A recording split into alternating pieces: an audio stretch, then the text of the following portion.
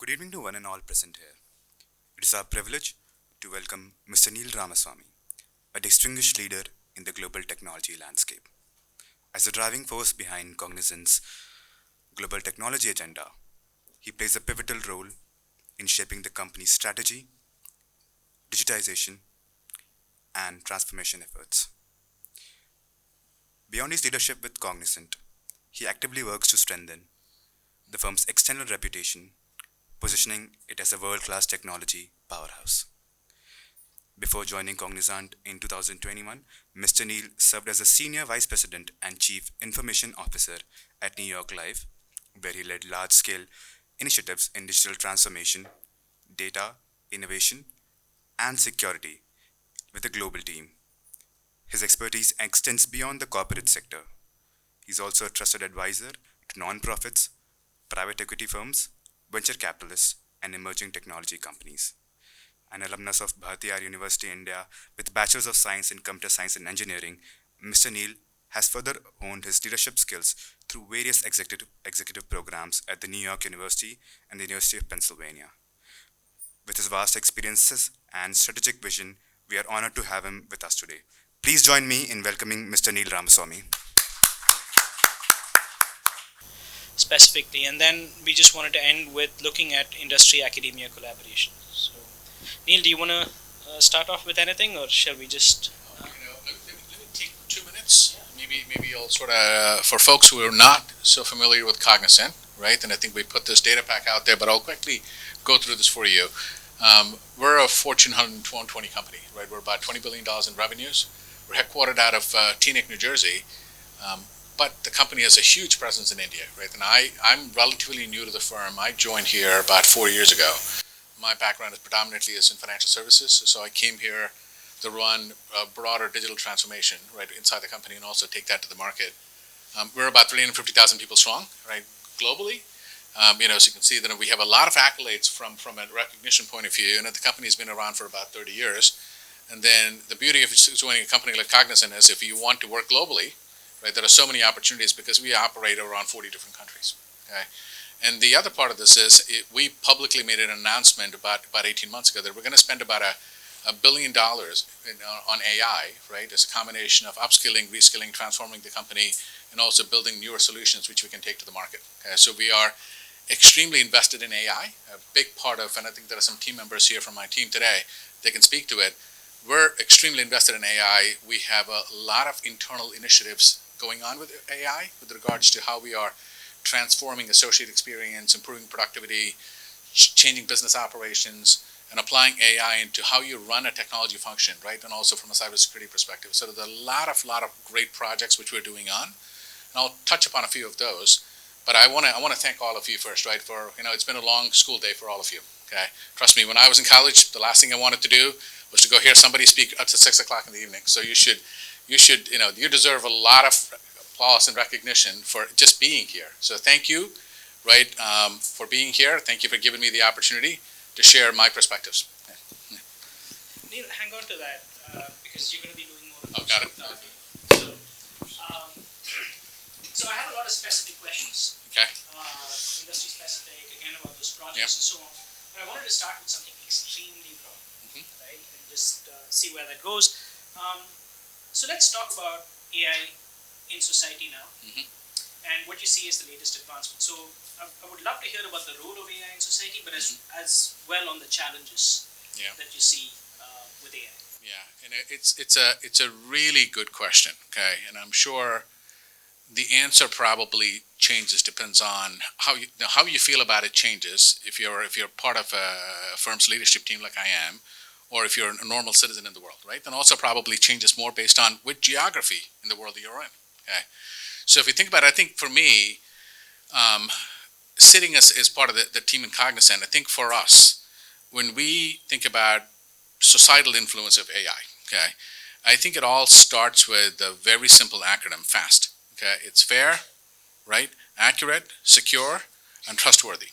Okay? And I think for me, it's at the end of the day, AI is here to stay, right? Over the next, I think we're going to see a massive change in the world over the next 10 years, right?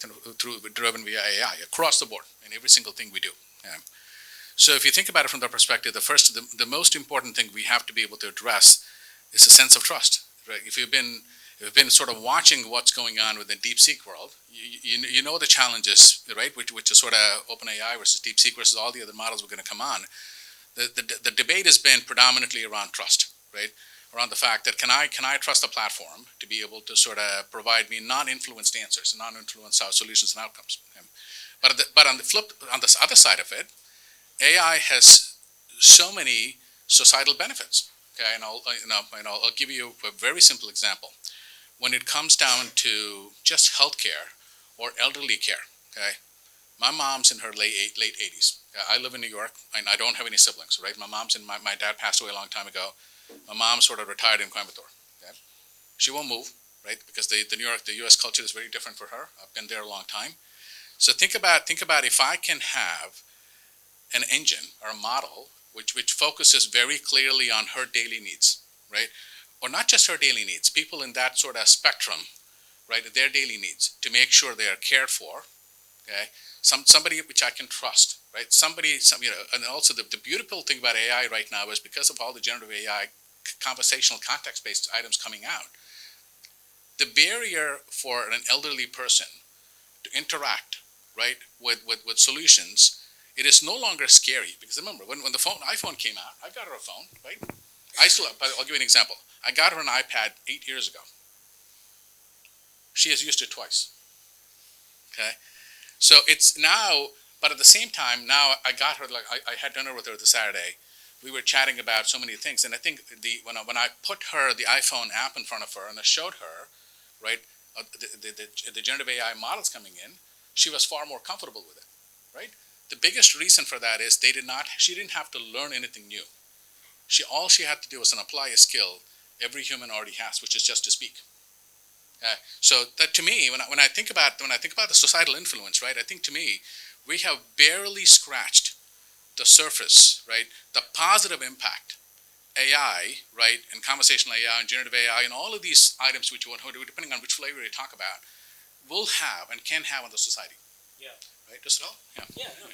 Definitely. And just segueing from there, do you therefore? I mean, so you gave this example of your mother. Do you see certain areas of AI being more closer to this adoption, and also which areas do you see at just where it's either overhyped or there's just no way there's going to be adoption there because the barrier, as you speak, the learning curve is significantly higher there. Yeah. I mean, this could be at the individual level as well as at the industry level. Are there certain industries, not for people, like an individual could adopt AI for their personal health, for social interaction, for their financial record. So you have different industries that people would individually interact with, but you also have industries adopting AI. Yeah. So I would love to hear you on both those fronts. Where do you see this barrier being the highest, and where do you see it being very low, or where is also there a tipping point? Got it. So I'll try to start off with the impact of AI in individuals, right, and why it's too difficult not to say no, why we cannot ignore it, right, and then I'll come to the industries where AI can make a lot of difference. On the individual front, okay, about 12 months ago, can you still hear me okay, or do I need to hold it closer? I'm fine, okay. About 12 months ago, we had conducted a joint research with the Oxford University in the UK, okay, and I think we published this white paper. It's called New World, New Work, okay. The essence of that research paper was really for us to be able to take a look at, we looked at about 18,000 jobs which were published as part of their economic database. Okay? So I think different jobs, different functions, different disciplines. Okay?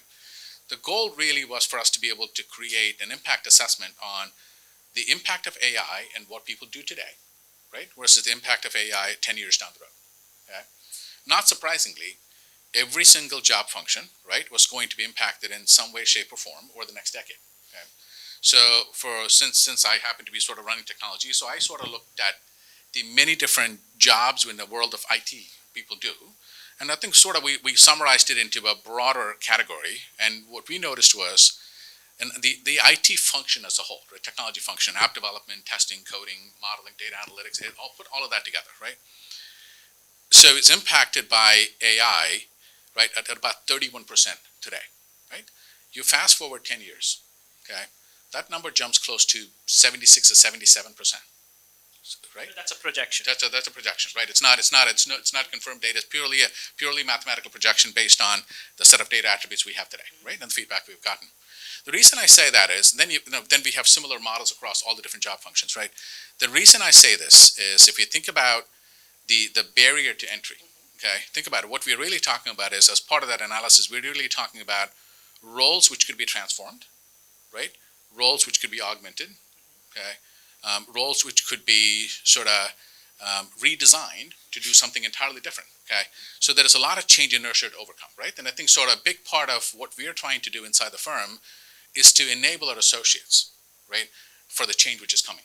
Okay? So that's on the personal side. Now, if you sort of transition a little bit to the industries as a whole, for me, when we think about it, I think health sciences, care, right, retail, care type related industries, in my opinion, have a huge upside into this, right? So does retail, right? So does transportation. I think I'm actually going down my list. Yeah. When you say retail, are you talking about brick and mortar retail, or are you talking about e-commerce entirely? It's e-commerce, predominantly e-commerce, right? And it's predominantly e-commerce, but I think to me, brick and mortar companies, right, who are not adopting e-commerce, well, that is a whole different conversation we can have. But I think from an e-commerce perspective, and I think that is the simplification, right, of the interaction. It's just really what you are. So the other part of this is once again, I have a view in here, which is the apps and the systems of today are tomorrow's legacy. Okay, so it means that if you think about it, right, your iPhone as a whole, the apps, multiple apps you can have. I can see a world in 10 years from now, you don't have an app, right? You're actually nothing but an interaction channel. Okay, because using the agentic models, right, people are going to build, you can connect so many things together. Okay, so if you sort of take that angle, every single industry, right, is ripe for transformation in a positive manner. Okay, and I think to me, if we were to think about, from an industry perspective, as I said, healthcare, automation, right, transportation, logistics, all of those, right, are sort of the top of the curve. No, interesting. There's another thing that you were mentioning earlier about. So you alluded to it, and you said AI is here to stay, right? And I don't want to waste your time or anybody else's time on, requiring an explanation for that. I think we all kind of agree that AI is here to stay. But one thing that does keep coming up is, from an individual standpoint, right, is AI over-promising? And if it's over-promising, sure, it's here to stay. Just like, I'll give you this example. IT during the 2000s, the dot-com bust, right? Right when it happened, I had a bunch. I was in college at the time, and I had some professors who was like, "That's it. See, you saw it rise. It's gone. This is what a hype looks like. This is what this thing," and they thought it was dead. And look at where IT is now, right? Like so that's the same thing that we can expect with AI, but it still does not answer the question: is it overhyped? And from an employment standpoint, so many of these students who are looking for jobs in this thing, if there is a correction that would impact them personally, could you comment on that? Yeah, very, very good question, and a very tough question, right, to answer, right? Because if you think about it, we are, using a baseball analogy, right? Baseball is played in 9 innings. I would say we're at the top of the second inning. There is still a long way to go. Okay, and I think it's a very early, but what we are seeing is the fact that the evidences of sort of firms adopting AI, right? Firms sort of using AI to transform their operations, to transform the digital experience and the associate experience, right, are starting to see some positive dividends, right? At the end of the day, there is definitely productivity boost, which we're starting to see in the work we're doing inside and what we've been able to do outside, okay? So, what was the second half of the question? I'm sorry. Could it be, so we agree that, it's here to stay, but could it be overhyped? And so the hype part of that, overhyped, overpromising, and people who are betting on it from a learning standpoint, would they be better off with more evergreen fields, for instance? Just because we know 10 years from now it's going to come back, but what if there's a 3-year correction? That kind of. fear that some No, students might have. let me ask you this. How many of you are in some sort of a programming discipline, right? Computer science, programming type discipline? No? Okay, hands on, right? Okay. So to me, the way I would think about it is another skill set you're going to learn, right? So I think to me, it is a skill set, languages like Python, if you're not learning it, learn it, right? And I think, so to me, I don't think those skill sets are going to go to waste. And I'll give you another personal example. I have 4 children, right? 2 of them are one's in law school, okay? One's in undergrad, she's doing chemistry, and I have 2 more kids in high school. Yes, and I think so. One thing which I talk to them as a parent all the time, even with the one who's in law school, learn about the impact of AI, right? It's nice because as a discipline, I don't think as a discipline you can ignore AI, right? So you don't have to be a hands-on practitioner of AI skill sets, but it's absolutely important as you're sort of looking to grow and mature in this new economy. You cannot ignore, right, the impact of AI. Okay, so you should absolutely know how AI can positively impact the discipline you're in. Okay, and at the end of the day, if you listen, I think to me, if you learn how to apply technical skills, and if you know how to use a computer, and if you know how to automate things and get results faster, I don't think that's a skill set which is never going away anytime soon, right? And I think if you can actually do that faster or better using AI, listen, I think you're going to be, in my opinion, a much better wanted commodity in a marketplace, in an industry. Okay? So I think I would never stop learning new skill sets, right? Sort of, if you look at this, right, it's less about, hey, is that here to stay or not? It's, if you look at this as a skill which you need to add, which would be good for you to have, okay, I would go all in, right? I would not stop acquiring the skill, okay? Because at some point down the road, even if AI becomes let's say, bust, okay, which I don't think it's going to be, if AI becomes a bust, you have learned technical skills. You can apply it to any discipline later on. Yeah. No, I completely agree. I cannot imagine AI being bust. It almost sounds like we're using the word AI now. First of all, the word would not have been AI. Yeah. We would have said machine learning a few years back. So it is going to keep changing names. But it's hard for me to imagine going back to doing things in a bad way. Like, why would an industry do that? Why would I teach you to do things in a lousier way? From there, I just wanted to ask you about what do you see as the next big thing in AI? Like, what are the latest advancements? And there, I just want to, talk to you a little bit about how I've seen the big buzzwords come and go, right? Okay. Like, about 10 or 15 years back, the biggest buzz was, and you should correct me because I do have an academic lens to some extent on this, was a lot on architecture. The whole big data paradigm, hardware and software architecture was where people would kind of invest in terms of learning. And they said, small data is fun, you've learned algorithms, now invest in architecture. A few years later, we had deep learning, right? And so there was again a lot of shift towards algorithms because now there were efficient algorithms. And now when I look at the big thing on the GenAI, I don't see it as an algorithmic development. I see it as an application area that's just picked up. Because, for instance, the consequences for it in language are significantly different than autonomous driving, for instance. And now look at what came about with autonomous driving and went away. Yes. And so there again, we're seeing that it's not just hard to predict what's the next thing. It's even hard to predict which aspect of AI would people be interested in, right? And what are your thoughts on that? I think who gave this questions? He's got a lot of these kind of open-ended, tough questions here for me today. If I'm watching this as a practitioner, right? If you think about it, right, and I think the biggest thing, in my opinion, which is going to naturally work itself out, right, is the big question of do GPU or not?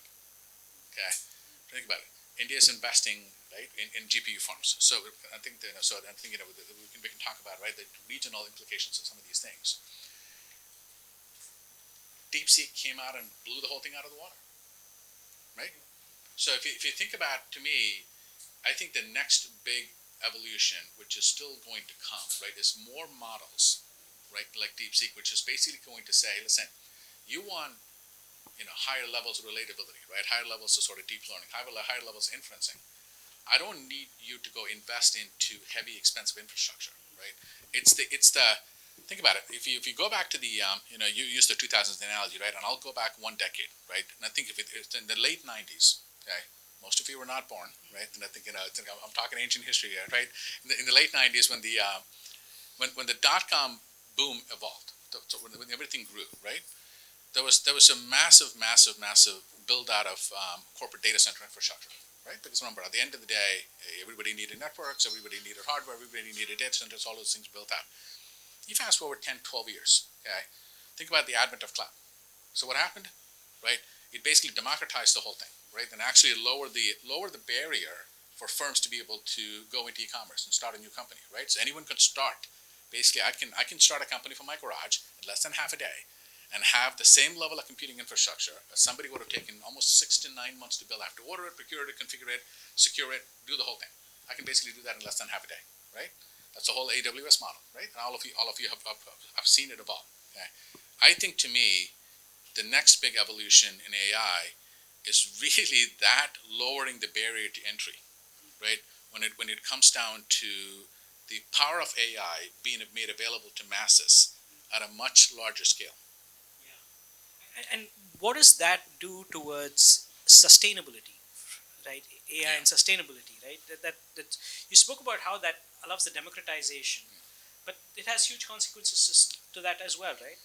It is. Listen, I think that's why to us, if you think about the frameworks, right, and I think people follow. That's why I think it's important because I think you have a responsible AI framework, and I think we have one as well. This is where the organizations, right, have an ethical responsibility to make sure, right, the AI, the solutions they're developing or consuming, right, are responsible enough in the sense that I actually foresee, right, this is just my opinion, right, and I think you will see, just like what EU privacy and all the other laws came into play, I would not be very surprised if more responsible AI frameworks, right, are now going to be required by the governments of these sort of the continents or by the individual countries. Okay, and I think you're going to see some shift in there. I think we're in the very early days, and then I think for firms, people are still absorbing what the impact of this one is. And I think you asked another question early on. I don't think I fully answered. Right, it's the pace of adoption, right, around on AI. The larger you are, the more regulated you are, those industries, right, will take a little bit longer because failure is not an option because you're too big to fail, right? Let's say if you're running a large global bank, okay, you get the value of why AI is important, okay, but the pace at which you're going to adopt is going to take a little bit longer because the risks of a miss, right, are far too large, right? Right. I think what happens is that's why I think the curve early on is always a little bit longer. Okay. But once you get past that initial sort of inertia stage and the change sort of cultural sort of barrier stage, then the benefits of the adoption are immense. You will see it's almost going up a hockey stick. Okay. So that happens pretty much in any new evolution of technology, right? We saw this in cloud. Okay. We saw this in data scientists, right? It's always the most amount of money to spend is with the global 2000s. Okay. And they probably are going to be, I don't want to say the slowest to adopt, but they're going to be very intentional to adopt. And the delay is primarily from it picking up enough steam. Picking up enough steam. I see that as picking up enough steam, understanding of the positive side and the risks and the challenges, right? Because the boards are going to, we go through this on our board, right? The boards are going to require far more transparency into what's going on, right? And I think far more structures in place, more governance are going to come into place. All of those things naturally have the sort of, there's always a piece of things that are going to slow down a little bit. But I think to me, the way I see that is you're slowing down to run faster. Yeah, but so here is the conundrum, right? So if you're not in the top 2,000, is that just good news in the sense that you say, hey, let them burn their money, and it's okay if I'm a little late to the race, I'm still going to benefit? I don't see it that way. At the end of the day, right, there is value to be gained, right? Just like you saw in cloud computing, right? So some of us have seen this evolve. There was definitely value to be gained all the way through the evolution of cloud, right? And then sort of the democratization of that. So at the end of the day, the way I see it is it's going to come down to what problems are you trying to solve for within your ecosystem, right? then how do you see the technologies and the frameworks available in front of you, right? How important, how material are they for you to be able to solve the problems, right? Because at the end of the day, the value creation doesn't change, right? Because maybe the multiples might be different, but at the end of the day, the benefits, regardless of if you, so I'll give you another example. Okay, we are 350,000 people, right? Okay, so think about, we bring in freshers all the time, right? In thousands, right? I think that's what my colleagues here do. Okay. Do you realize how difficult it is to onboard 20, 30,000 people a year? Right? So think about it, right? So you come join Cognizant. Okay? We're actually building an AI-driven onboarding solution, which is basically going to tell you exactly what needs to get done. Right? And I think so. Think about it. So from the first day, it's going to recommend to you what you need to do, and the fact that as you continuously accumulate further skills down, right? This is the whole identification, AI-driven modeling, right? We want to be able to say, these are all the things, we know it's good for you, and then we're going to guide you along the way. Okay? So there are examples like that, right? Every organization has these scale examples. Okay? I don't think the size matters, right? Everybody has a top shelf problem. Okay? At the end of the day, you got to figure out what your top shelf problem is, and then try to find ways to apply better technology to go solve it. Yeah. That's super interesting. In fact, I want to then take that and zoom out and look at it from a country perspective, right? Definitely different countries are now at different stages of AI adoption, AI build, and with things like DeepSeek coming out, there's a lot of emphasis, a lot of memes running around about how India has missed the AI race and so on. So I was actually trying to connect that with your statement to some extent to see, is this a real problem for India, and where do you see India in this evolution? I actually don't see India missing out on the race at all. Okay, there was an interesting enough. I don't know. That was about a couple of months ago.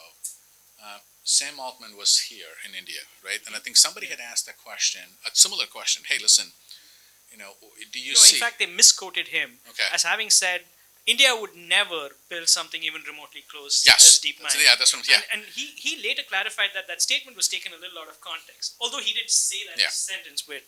So the reason I was sort of quoting, basically, he said, listen, India will not have the capacity to do it, because I actually see it the other way around. If you think about what does India do really well, right? Software exports. Think about the talent you have just in this room, the talent we have within the country. I think India is going to do some really, really cool and great things in the world of AI, right, in the next decade. Okay, the mere fact that the Prime Minister of the country gets it, okay, and the fact that he's actually investing in these GPU farms and making this high-power compute available at scale, okay, and the fact that infrastructure everywhere I go, everywhere I've gone in India so far, right, that over the last decade is nothing. I only see nothing but growth. I see nothing but infrastructure growth, which is great for the company. It's great for the company. It's great for the great for the citizens, right? It's great for everybody. So to me, I actually don't see this, and I think it's a matter of time, right? The question is, innovation is going to come. Yeah. Okay, listen, your ex-alum started Perplexity. I can't even say the word, right? Perplexity, right? So I think it's you have more of these are going to come out here.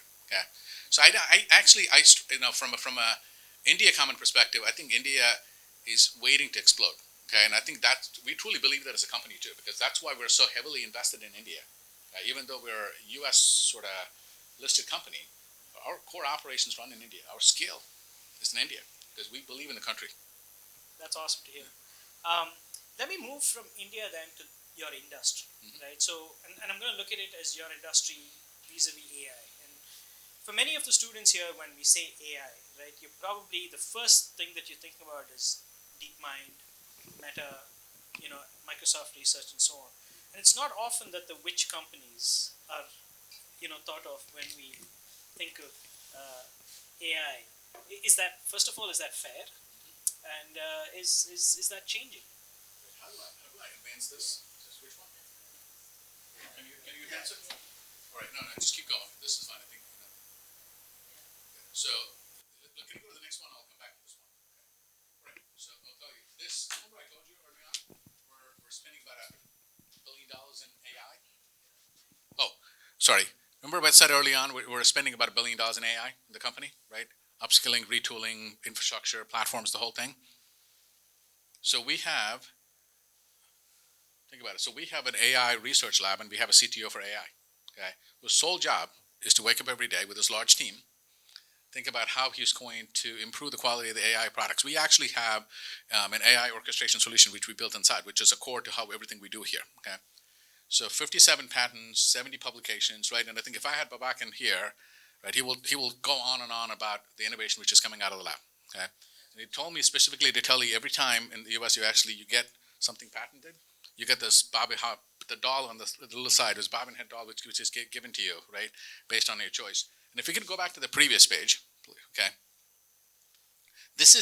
we have 5 AI labs we're building at scale globally, which is where anyone can go in, a client of ours can go in, right? And if we have a partnership with the IIT Madras, you can come in. You can ideate, you can co-create, you can build solutions, you can design solutions, right? And I think everything which I have listed here is our IP, which we have created, okay? So, and I'll say this, right? And I think I learned this which acronym this week, okay? And I didn't know this before, and I've been doing this a long time. So it's, what is it, Wipro, Infosys, TCS, Cognizant, HCL, right? Okay, and I said this in the previous meeting. How many of you have seen the movie Wizard of Oz, or have you sort of read the book Wizard of Oz? You have? Okay. So in that storyline, there are 3 sisters, right? 3 witches, okay? One is good, Galinda. Our goal is we want to be Galinda, okay? So you can remember as part of the witch acronym, but remember us, Galinda the Good Witch, okay? Was actually going to lead, right, in the future into AI. Okay, so I think if I'll talk a little bit about it. What do you get from a Cognizant perspective, right? You get the global scale, you get the countries, right? You get the technologies, and I think there was a slide in here early on. If you just go to let me see if I know how to work this. Right. So this is the other part of this. Okay, Shruti, before you go, how long have you been with Cognizant? 25 years. Okay. So she has sat in many of these things before. Now she's sitting in HR trying to attract talent like you to come to us. Okay. Thank you, Ashwati. Okay. Yeah.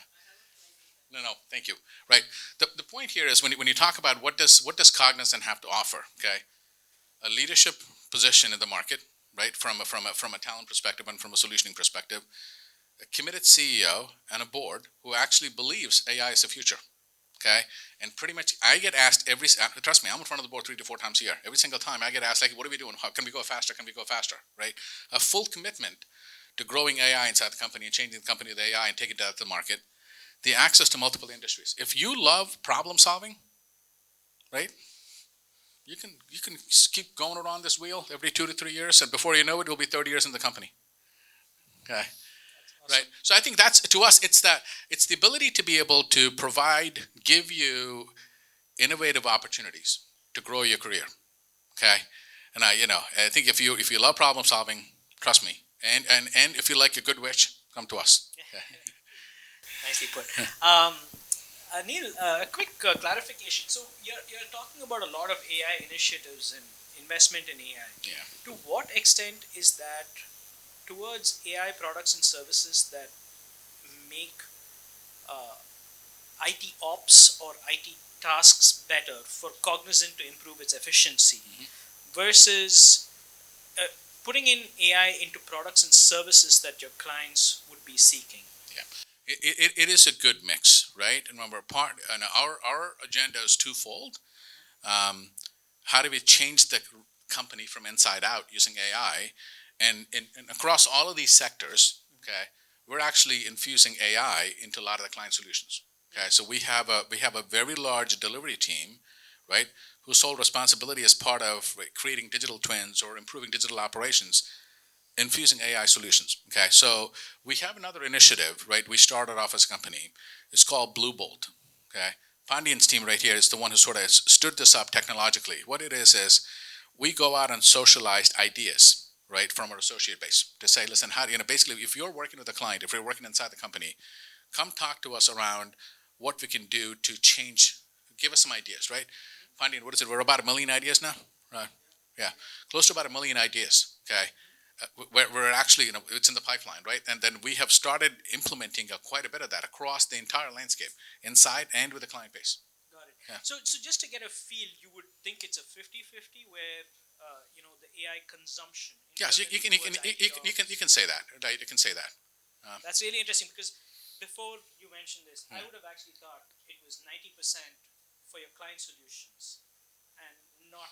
No, listen. It is at the end of the day, we do a lot of work on the client side, right? But at the same time, we're also moving at a very rapid pace and changing the company with AI as well. Yeah. That's really cool. So this brings me to the last segment of sorts, where I wanted to talk a little bit about industry academia collaboration. I wanted to start with this observation in general that when I teach students, they're very interested. So it's what they're interested in. They are very interested in algorithms, right? They're not very interested in the data engineering, the data pipelining, and so on. And as a teacher as well, I don't enjoy teaching tools too much, right? I would imagine that therein lies a problem between what we teach, what students love to learn, and what you find is useful, for an employability standpoint. So do you see this mismatch to some extent?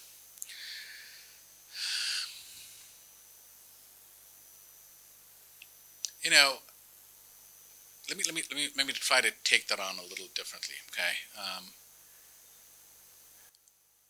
I advise a lot of startups, right? And I think I'm sure you do as well. And one of the things which I've always noticed in the very early stage of the founders, right, trying to sort of create solutions to meet the general purpose needs, there's always a mismatch between how somebody might see how their innovation is going to should be used, right, versus how it should be used to create value. Okay, and I think that's sort of where the PE firms and the external advisors play a big role. Okay, to me, I almost see that as a similarity here, right? Because at the end of the day, right, a job of universities, right, are here to teach you so many foundational and fundamental things in life, right? One of the classes, right? I have a computer science degree, not even close to the scale at which what you're going through. And I think one of the classes which we had to take was around operations research, right? Okay, hated it. Okay, like, what am I going to do with operations research? I'm sorry, one of my favorite subject, right? And I think, listen, I think that tells the difference, right? Because now, for me, I was a problem solver, but I think what it taught me, right, is later on in life is the value of sort of logical thinking, right, and sort of problem solving. How do you take something? How do you sort of organize things in multiple steps and solve it? Okay, so that's what I'm saying. I think it's the application. I think it's just sort of what you're driving at here, right? Application of the learning, right, in a partnership maybe with IIT Madras and Cognizant could manifest itself in a different way. Like the problem, you might be learning something more theoretically. But if you come to us, right, if you do some work with us, if you do some engage in some partnerships together, you might be solving a supply chain problem for the company, right? But I think at the same time, you would be using a lot of data retrieval mechanism or sort of any other statistical modeling, anything you're teaching in the class, and the manifestation of that, the application of that could be done very differently. Okay, I think that is a strong merit, right, in the partnership, right, at any level. But I think this is where what I've also found, right, in my internships when I did, right, and also some of the projects I did early on, was the application of what I learned into solving business problems, right? At the end of the day, as an engineer, right, pretty much your whole career, you're going to be solving problems. Okay? You're going to be solving problems, right? That doesn't change. Even in my role today, we solve problems. Okay, but the key here is how do we learn, right? So today I'll give you a funny thing. So I was in a different staff meeting with my team today, and Pandian was talking to me about depth first search and breadth first search. I haven't heard that in 40 years. Yeah. Right? So, but automatically, sort of light bulb goes off. Yeah, and I understand why things are done a certain way. Okay, so it's trust me, you will never forget what you learn, right? But the application of what you learn might be varied depending on what problems you solve, right? It's always that stay curious is what I will say. Learn, and then always stay curious, because you will learn. You will use something you learned today, sometime down the road. It might not be every single day, but you will. Yeah. Okay, so the message I take from you is that it's fine if we don't teach them the precise tool that you need, you're still happy to have them on board. Yes. So how else do you see, I just wanted to end with this one note from you on how do you see industry and academia collaborate? What are some things that you're bullish about, particularly with respect to IIT Madras? No, listen. I think the mere fact that you have opened the doors to us today, right? It's my understanding is we haven't done this in a long time, right? I think this is a great opportunity, right? And I think what you and I will continue this conversation, right? We didn't come here for placements, right? I think for us, and I think I said this to your peers, I think this is a relationship building mission.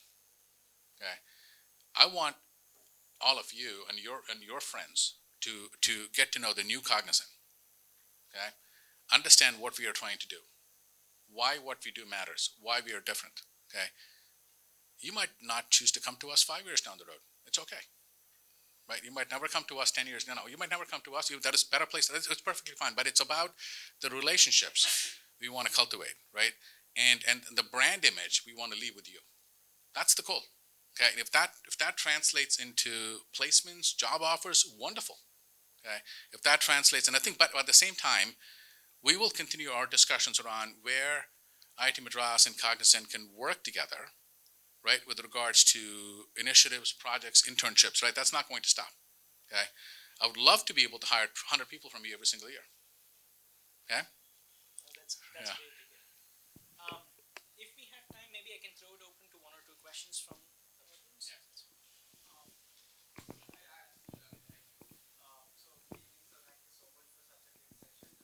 I'm going to answer the question. I'm not from the computer science field, but I've been trying my hands out on various AI tools.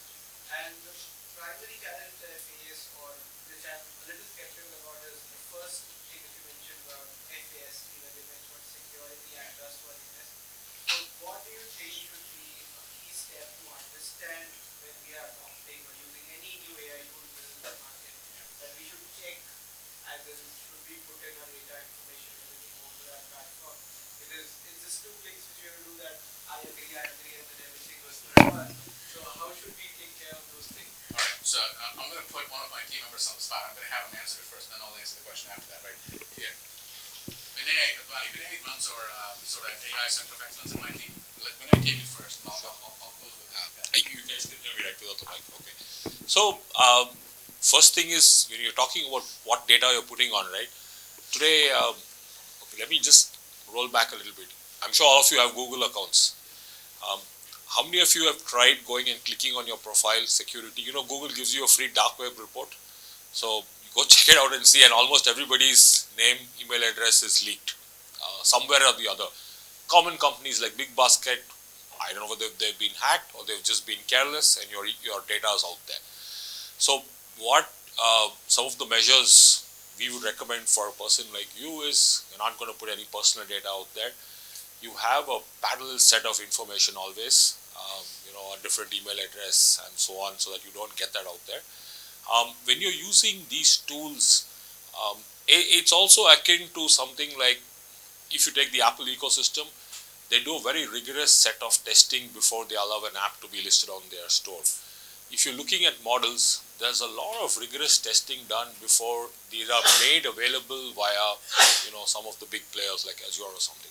So you may not want to go and use it from there. It could be a paid service, but if you see it's listed out over there, it's got vetted. You don't have to be an early adopter and said tomorrow DeepSeek 2 is released. Going and downloading it the next day and trying it out may not be the best idea, literally. So be careful about what information you're putting out. Standard stuff like name and number is always going to get out there, name, email address, and this thing. Beyond that, it's difficult to figure out which one of these is a rogue tool or not. So look for which is being adopted at the industry at a wide scale level. If you go to Hugging Face, you'll see them listing out the most downloaded LLMs or SLMs and the least downloaded ones. But at least there's somebody out there that have done it. They've given you a review, right? So there are tons of ways you can go and find out, and all you need to do is probably just get into ChatGPT and say, what are the what are the reports around this tool I'm using, how trustworthy it is. Trust me, you'll get your answers from there. So use AI to figure that out. Yeah.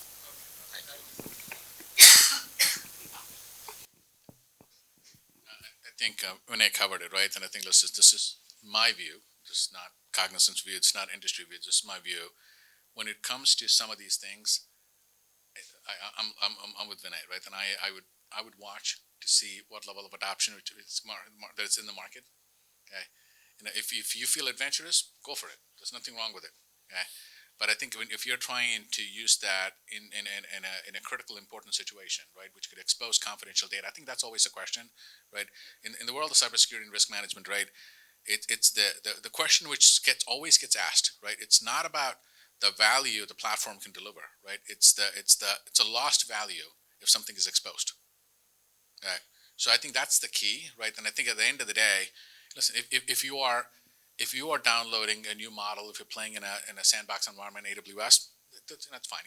You're not exposing any confidential data, right? But at the same time, if you're part of a large organization, or if you're doing, let's say, an internship project for a name brand, right? I would be a little more sensitive to, right, the exposure, what could happen here, right? Then make sure that you are sort of you're compliant with, right, whatever the responsible AI or security principles, privacy principles that particular organization might have. Yeah. So always ask the question, right? What happens if this data get exposed? If it's just one person's data, it's not as material, right? But if it's a million people, yes, then you would have some explaining to do. So. Any other?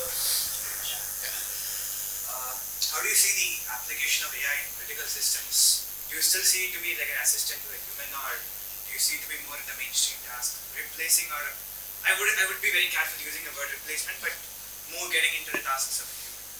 And if it's getting into the tasks of human, what is it preventing now? What is preventing now? Yeah. Another really good question. Okay. So the way I think about that is, right. Remember, back to what Nandan and I were saying earlier, right? This paradigm is here to stay, right? And I think at the end of the day, it is going to be adopted. There's definitely value to be gained here. But I would look at this across maybe a couple of different dimensions, right? And I would think about this in the category of which parts of my daily job, right, is AI going to simplify, okay? And I'll give you a very simple example, okay? I use Microsoft Copilot quite a bit, right? And I think I use it because I think ever since I started using it, I think to me, getting up in the morning, okay, and then, since we're a global company, emails, messages come through all the time, right? A very simple task for me is a prompt from me to be able to say, listen, summarize my emails from last night and tell me what's important. It's a lifesaver, okay? Think about it. It's not going to replace my role, but it's going to make my job simpler, right? And it's going to make me productive. So there is this component, right, of AI which is going to enable and aid and boost productivity. Okay, that's a big part of that, right? Then the other part of this is it's going to eliminate certain tasks you do.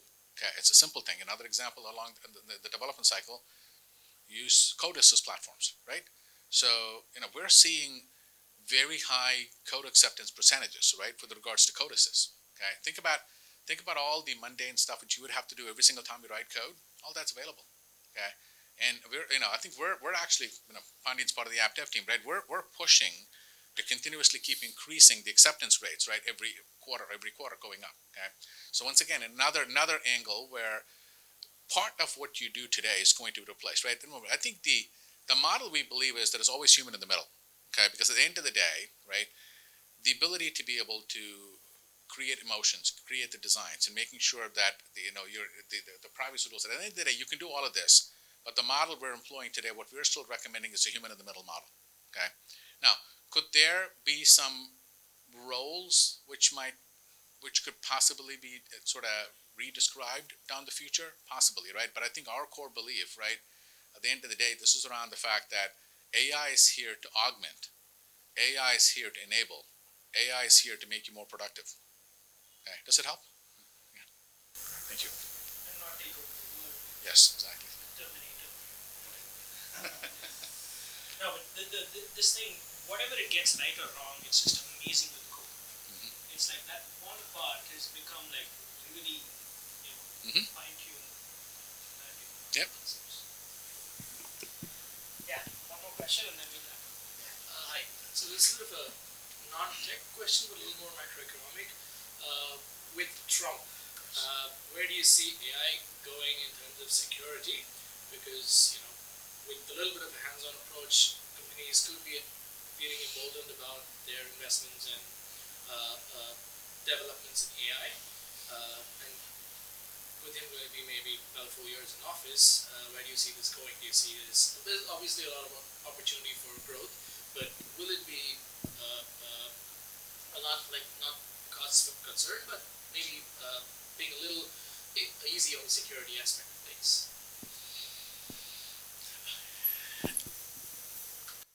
I think it's a little too early to have a position on that one way or the other. Okay.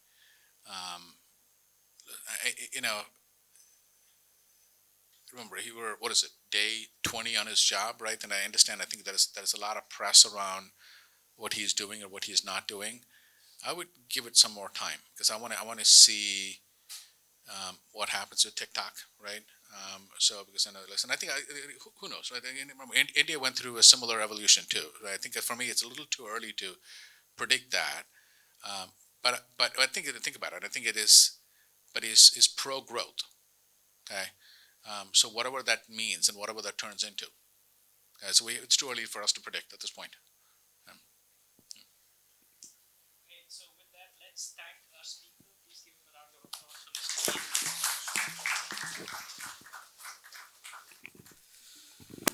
Okay, so thank you everyone for your insightful questions. As we wrap this up, I would like to express sincere gratitude to Mr. Ramasamy, and your valuable insights have truly enriched our session. And we appreciate the time and you took to share your expertise with us today. Thank you for inspiring us and contributing to our thought-provoking discussion today. Thank you all for your participation. Thank you all.